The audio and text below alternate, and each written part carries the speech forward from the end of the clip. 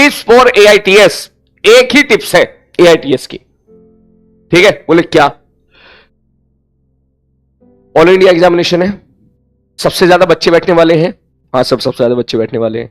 इसका मतलब पेपर आसान तो नहीं होगा, ठीक है। और अगर पेपर आसान नहीं होता है, पेपर टफ आती है, तो उसकी स्ट्रेटेजी ये होती है कि जितना अटेम्प्ट करो बिल्कुल सही करो, जल्दबाजी में ज्यादा अटेम्प्ट करने की कोशिश ना करें।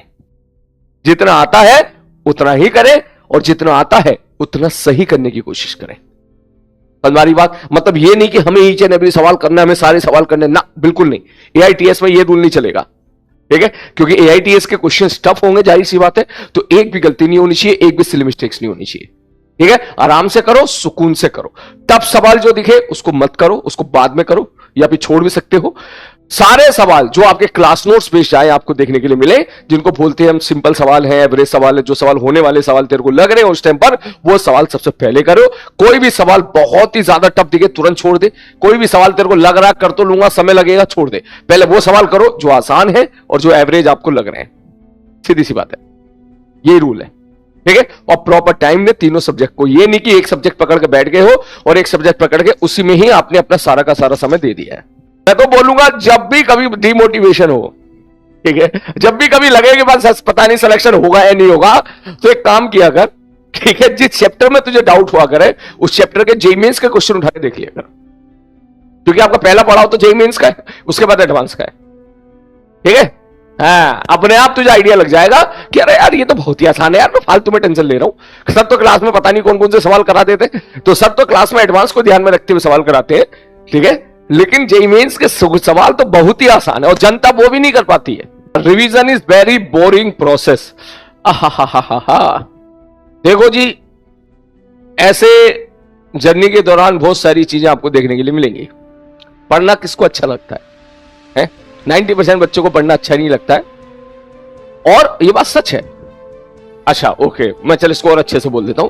90% जो सेलेक्ट होने वाले बच्चे होते हैं उसके 90% बच्चे ऐसे होते हैं इनको पढ़ना अच्छा नहीं लगता। पढ़ना किसी को अच्छा नहीं लगता है, ठीक है।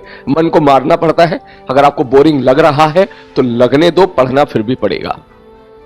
हमारी बात, क्योंकि बाद में जब रिजल्ट आता है, रिजल्ट का जो एग्जामिनेशन का रिजल्ट है, सीट है, वो इस बात से नहीं पूछती कभी कि आपको बोरिंग लगा, आपको इंटरेस्टिंग लगा, कैसे लगा। वक्त है, चला जाएगा एक बार तो हाथ से चला जाएगा। आप वैसे ही ड्रॉपर में हो, आपके पास अभी 3-4 महीने बच रहे हैं, कीमत समझो उस चीज की। तो फालतू की बकैती, फालतू की नोटंकी में इस तरह से टाइम वेस्ट बिल्कुल ना करें। हमें तो बोरिंग लग रहा है, हमें तो रिविजन बोरिंग लग रहा है, ये सारी चीजें सब पे सारी चीजें बकवास है, बेबुनियाद है। 4 महीने बाद इन बातों की कोई वैल्यू नहीं रहेगी, याद रखना मेरी बात, ठीक है। इस स्टेप से निकालें खुद को निकालें इस स्टेप से, ठीक है। कभी कभी हमारा ही मन नहीं करता पढ़ाने का, लेकिन फिर भी अपन पढ़ाते हैं, ठीक है। और ये सिलसिला जिंदगी भर चलता रहेगा तेरे साथ।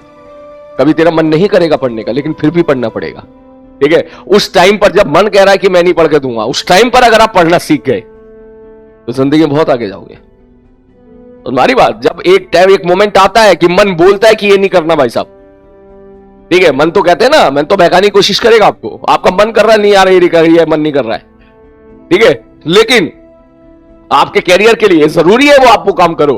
तो जिस दिन आप वो काम उसी डेडिकेशन के साथ करना सीख जाओगे, चाहे मन कुछ भी बोले, आप बहुत आगे जाओगे। इन मन की बातों मत आया करो, ये बोरिंग है, ये बोरिंग है, कुछ नहीं होती सारी चीजें। अभी थोड़ी मेहनत करोगे, फ्यूचर अच्छा हो जाएगा अभी से ही, वरना बाद में जितनी मेहनत अभी कर रहे हो इसकी 4 गुना मेहनत करनी पड़ेगी। और उसके बाद जरूरी नहीं है कि